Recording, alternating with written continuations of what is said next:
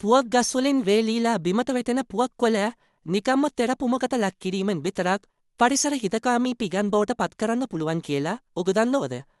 බෙම පුවක් කොළපත් වලින් සාදපු පිගන් භාවිතයෙන් පසු මේව නිකම්ම පසට මුදා හරින්නත් පුළුවන්. සති කිහිපයක් වැනි කෙටි කාලයකදී මේව සම්පූර්ණයෙන්ම පසට දිරාපත් වී යනවා.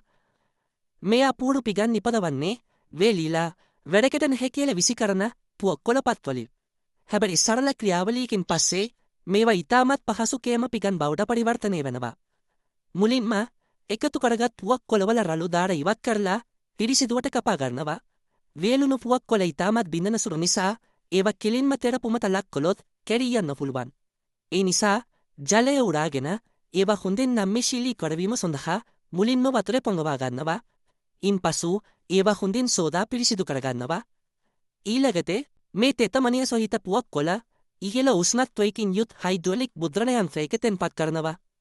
එහි ඇති තාපය සහ පීඩනය මගින් පුවක් කොළේ ඇතුළත ඇති ලිග්නින් නැමැති ස්වාභාවික බන්ධන ද්‍රව්‍ය මෘදු කරනවා.